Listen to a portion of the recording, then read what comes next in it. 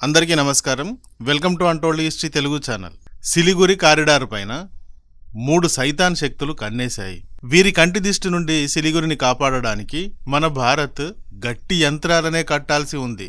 మోదీ గారు, జైశంకర్ గారు, అజిత్ దోవల్ గారి లాంటి వారు ఈ 3 శక్తులకి గుణపాఠం నేర్పవలసే ఉంది.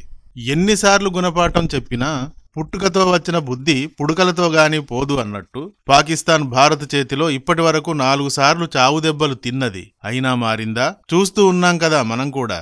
మారిందా?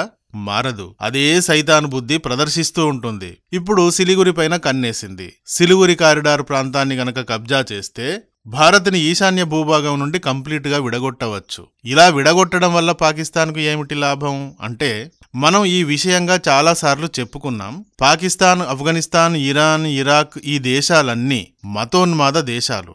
మతాన్ని, మతరాజ్యాన్ని, కాలిఫేట్ సామ్రాజ్యాన్ని స్థాపించేందుకు ప్రయత్నిస్తూ ఉంటాయి.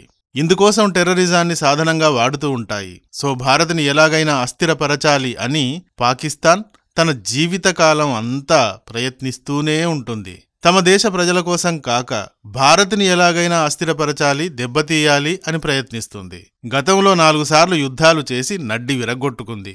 భారత్తో డైరెక్ట్ యుద్ధం చేయగల స్థాయి పాకిస్తాన్కి ఇప్పుడు లేదు. కాబట్టి రూటు మార్చింది. భారత్కి తూర్పు దిక్కున ఉన్న బంగ్లాదేశ్లోకి దూరింది. దాంతో బంగ్లాదేశ్ ఆత్మ ఆవహించి దయ్యం పట్టిన వ్యక్తిలా మారింది. బంగ్లాదేశ్ కూడా క్రమంగా భారత్కి శత్రువుగా మారుతోంది. ఇంతకాలం బంగ్లాదేశ్ భారత్తో ఫ్రెండ్షిప్గా ఉంది. ఇప్పుడు ఈ ఫ్రెండ్షిప్ కాస్త పాకిస్తాన్ వైపుకు మారుతోంది. ప్రస్తుతం బంగ్లాదేశ్కి తాత్కాలిక అధ్యక్షునిగా మహమ్మద్ యూనస్ అనువాడొకడు తగలడ్డాడు.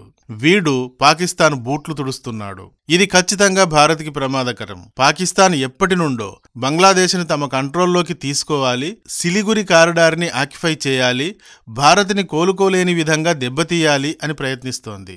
వాస్తవంగా పాకిస్తాన్ సిలిగురికి చాలా దూరంగా వెస్ట్ దిక్కున ఎక్కడో ఉంటుంది.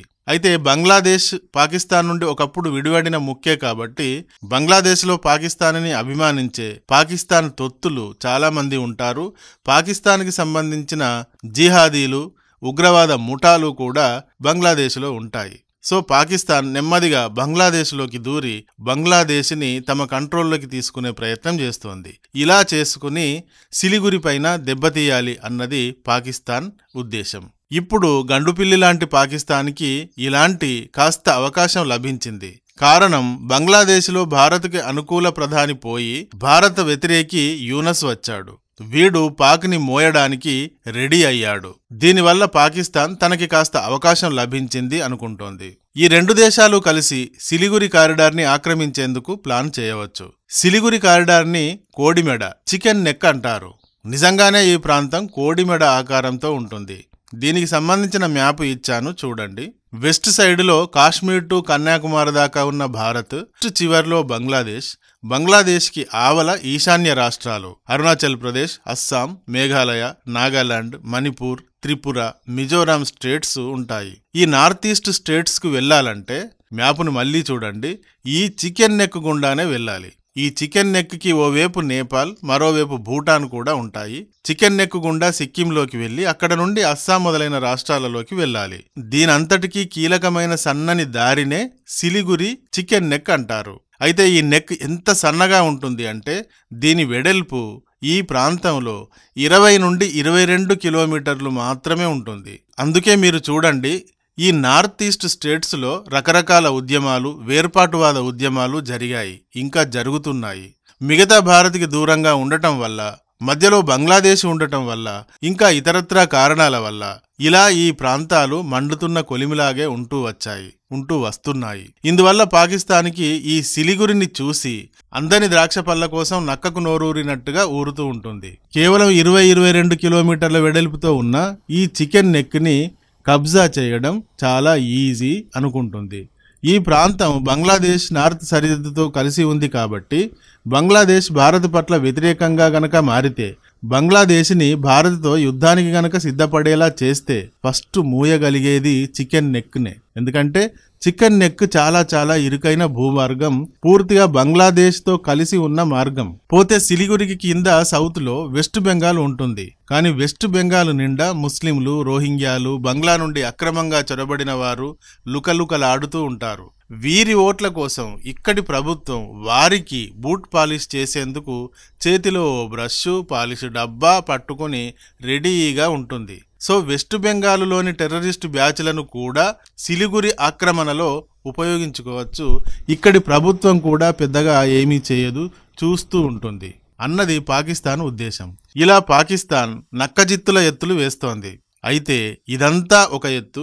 వీరికి ఆర్థికంగా వనరులు సమకూర్చే చైనా మరొక ఎత్తు. చైనా పాకిస్తాన్ల సంబంధం అయితే మీకు తెలియనిది కాదు. వారి సంబంధం గురించి మళ్ళీ ఇక్కడ వివరించడం టైం వేస్ట్. ఈ రెండు పీకల లోతు సంబంధంతో మునిగిపోయి ఉన్నాయి. చైనా యొక్క డంపింగ్ యార్డ్గా పాకిస్తాన్ మారింది. కొంతకాలం తర్వాత పాకిస్తాన్ తనని తాను మొత్తం అమ్ముకున్నా చైనా అప్పు తీర్చలేని గతి దాపురిస్తుంది. అంత లోతైన సంబంధం ఆల్రెడీ వారి మధ్య ఏర్పడింది. ఇది మనకు తెలిసిందే. చైనా పాకిస్తాన్తో మాత్రమే కాదు, బంగ్లాదేశ్తో కూడా వ్యాపార సంబంధాలు కొనసాగిస్తోంది. Cell phones, telecom equipments, computer spares, ఇలాంటి రకరకాల ఎలక్ట్రానిక్ ఉత్పత్తులను, న్యూక్లియర్ రియాక్టర్సు, బాయిలర్సు, ఇలాంటి రకరకాల మెషినరీస్ని, ఫార్మాస్యూటికల్స్కి సంబంధించిన chemicals, home needs, plastic toys, ఇలాంటి plastic products, iron and steel products, ఇలాంటివి కాక క్వాలిటీ షిప్స్, వార్ షిప్స్ని కూడా అందించింది. 2016లో మింగ్ క్లాస్ అను సబ్మెరైన్లను బంగ్లా నౌకాదళాలకు సప్లై చేసింది. పెట్రోలింగ్ బోట్స్ని ఇచ్చింది. J-7 fighter jets, K-8 trainer air క్రాఫ్ట్స్ని కూడా సప్లై చేసింది. ఇలాంటి వాటిపైన శిక్షణని, టెక్నికల్ హెల్ప్ని అందించింది. రాకెట్ లాంచర్స్, స్మాల్ రైఫిల్స్ లాంటి చాలా రకాల వెపన్స్ని కూడా సప్లై చేసింది. బంగ్లాదేశ్ ఏ దేశంతోనూ యుద్ధం చేయక ముందే ఇన్నింటిని చైనా బంగ్లాదేశ్కి సప్లై చేసిందంటే, ఒకవేళ బంగ్లాదేశ్ భారత్తో యుద్ధంగానీ చేస్తే బంగ్లాదేశ్కి ఎన్ని రకాల ఆయుధాలు, ఎయిర్ క్రాఫ్ట్స్, సబ్మెరైన్స్, రాడార్స్ లాంటివి కావాలి? కుప్పలు తెప్పలుగా కావాలి కదా. America, China, Russia, North Korea, France లాంటి దేశాలు ఆయుధ కర్మాగారాల లాంటివి. ఇవి అన్ని ఆయుధాలతో బిజినెస్ చేస్తూ ఉంటాయి. ఆయుధాలు అమ్ముడవ్వాలి అంటే యుద్ధాలు జరగాలి కదా, లేదంటే వారు తయారు చేసిన ఆయుధాలు తుప్పు పట్టిపోతాయి కదా. అందుకని ఈ దేశాలన్నీ పైకి శాంతి ప్రవచనాలు చెప్తాయి, లోపల పుల్లలు పెట్టి రెచ్చగొట్టాలని చూస్తాయి. ఇప్పుడు చైనా జెట్ స్పీడ్తో అమెరికాను అందుకునేందుకు రన్నింగ్ రేసులో ఉంది. కాబట్టి దీనికి విస్తృతమైన మార్కెట్ కావాలి. భారతదేశానికి పొరుగున ఉన్న పాకిస్తాన్ ఆల్రెడీ వశమైంది. ఇప్పుడు బంగ్లాదేశ్ని కూడా పూర్తిగా చంకలోకి లాక్కుంటే ఈ రెండు దేశాలు మారీచ సుబాహుల్లాగా మారి భారత్ పైన ఖచ్చితంగా విరుచుకుపడతాయి. అలా పడి భారత్ పైన వీరు పీకగలిగింది ఏమీ ఉండదు. భారత్ వీరిని మేకను కసాయివాడు వేలాడదీసి తోలు వలుస్తాడు కదా, అలా వలుస్తుంది. ఇలా వలుస్తుంది అని చైనాకు తెలియదా? తెలుసు. కానీ తనకు దీనంతటితో పనేమిటి?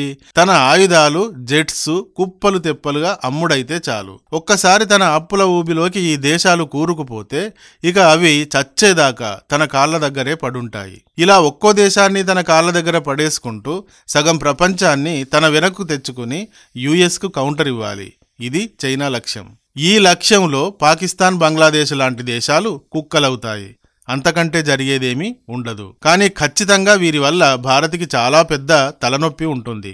దేశ పురోగతి అయితే తాత్కాలికంగానైనా వెనకబడుతుంది. తర్వాత చైనాకి స్వయంగా ఈ సిలిగురి పైన, ఈ చికెన్ నెక్ కారిడార్ పైన కన్నుంది. ఇదివరకే డోక్లాం అనే ప్రాంతం నాది అంటూ అక్కడకు వచ్చి రోడేయడానికి ప్రయత్నించింది చైనా. ఈ డోక్లాం అనే ప్రాంతం భూటాన్ కింద ఉంటుంది. దీంతో భారతదేశ సైన్యం అక్కడకు వెళ్లి భూటాన్కి సహాయపడింది. ఇది అప్పుడు చాలా పెద్ద కాంట్రవర్సీగా మారింది. ఆ తర్వాత దీనిని చర్చలతో పరిష్కరించారనుకోండి. కానీ చైనా ఇదివరకే ఈ సిలిగురి కోసం ఈ విధంగా ప్రయత్నం చేసింది అనేదైతే నిజం. తర్వాత పాకిస్తాన్ నక్కజిత్తులు, బంగ్లాదేశ్తో ప్రస్తుతం దెబ్బతింటున్న సంబంధాలు, పైన నార్త్లో చైనాతో వివాదాలు, భారత్ గుర్తించకుండా ఏమీ లేదు కదా. కాబట్టి భారత్ అండ్ నార్త్ ఈస్ట్లకు మధ్య ఉన్న ఈ చికెన్ నెక్ అపురూపమైనదని, ప్రమాదకరమైనదని, ఈ ప్రాంతాన్ని రక్షించడానికి భారత్ ఎన్ని చేయాలో అన్నీ చేస్తోంది. Border security force BSF, Sashastra Seema Bal SSB, వీటికి చెందిన భారీ బలగాలు, అడ్వాన్స్డ్ వాచ్ టవర్స్, డ్రోన్ నిఘాలు, క్విక్ రియాక్షన్ ఫోర్సులని ఈ ప్రాంతంలో భారీగా మోహరించారు. బంగ్లాదేశ్, భూటాన్, నేపాల్ సరిహద్దుల వెంట ఎలక్ట్రానిక్ సెన్సార్ ఫెన్సింగ్లను ఏర్పాటు చేశారు. Bagdogra air base, Tezpur, Chabua air బేస్లను ఆర్మీ ఆపరేషన్ హబ్స్ గా మార్చారు. బే ఆఫ్ బెంగాల్లో ఇండియన్ నేవీ 24/7 సిద్ధంగా ఉంటుంది. రా, ఐబీ, మిలిటరీ ఇంటెలిజెన్స్లు ఇక్కడ అలర్ట్ గా ఉంటాయి. ఇలా మల్టీ లేయర్డ్ డిఫెన్స్ సిస్టమ్ ని ఇక్కడ అమలులో ఉంచింది భారతదేశం. ఈ విధంగా ఈ ప్రాంతాన్ని మన నుండి ఒక్క అంగుళం కూడా ఈ నక్కల గుంపు కొట్టేయకుండా జాగ్రత్తలు తీసుకుంది భారతదేశం. ఇక పైన బంగ్లాదేశ్ చికెన్ నెక్ మీదికి గనక వస్తే, బంగ్లాదేశ్ భారత్తో బార్డర్లోని దేశమే కదా, ఏ ప్రాంతంలోంచైనా బంగ్లాని జల్లెడ కొట్టొచ్చు. ఈ భయం బంగ్లాకు ఉంటే బతికిపోతుంది. లేదు, పాక్, చైనాల బలం చూసుకుని భారత్తో పెట్టుకుంటానని వస్తే కనీసం ఆ తర్వాత 20 ఏళ్లు అది తన గాయాలకు కట్లు కట్టుకునేందుకే జీవితం సరిపోతుంది. ఎందుకు ఇదంతా, పక్కన ఉన్న దేశాలతో యుద్ధం ఎందుకు అని హిందువులపై ఎంత దహనకాండని సాగించినా హెచ్చరికలు చేస్తూ డిప్లొమాటిక్ గా ఉంటూ వస్తోంది భారత్ బంగ్లాతో. మరి ఇప్పుడు పాకిస్తాన్ బంగ్లాదేశ్తో మిలిటరీ సంబంధాలు పెట్టుకుంటోంది. దీంతో బంగ్లాదేశ్ పిచ్చి చూపులు చూస్తోంది. దీనికి తోడు అక్కడ తాత్కాలిక ప్రభుత్వం, దానికి యూనస్ అనే పాకిస్తాన్కి బూట్లు దుడిచేవాడు ఉన్నాడు. ప్రజాస్వామ్య ప్రభుత్వానికి బదులు మతరాజ్య ఏర్పాటుకు అక్కడ ప్రయత్నాలు కూడా జరుగుతున్నాయి.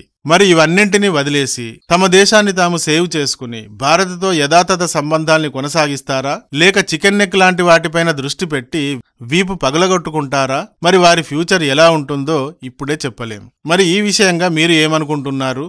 ఏం జరగవచ్చు? మన ప్రస్తుత ప్రభుత్వం ఇలాగే ఉంటే ఈ విషయంగా ఎలా ఉంటుంది? ఈ ప్రభుత్వం మారి మరొక ప్రభుత్వం గాని, అంటే కాంగ్రెస్ గాని, హంగ్ గాని వస్తే ఎలా ఉంటుంది అనే విషయాలను గురించి కామెంట్ చేయండి. ఈ వీడియో గాని నచ్చితే ఒక లైక్ ఇవ్వండి. అలాగే ఇంతవరకు మా ఛానల్కి సబ్స్క్రైబ్ చేసుకున్నట్టయితే వెంటనే సబ్స్క్రైబ్ చేసుకోండి. ఇలాంటి వీడియోల నోటిఫికేషన్స్ కొరకు బెల్ ఐకాన్ని కూడా క్లిక్ చేయండి. Thank you for watching.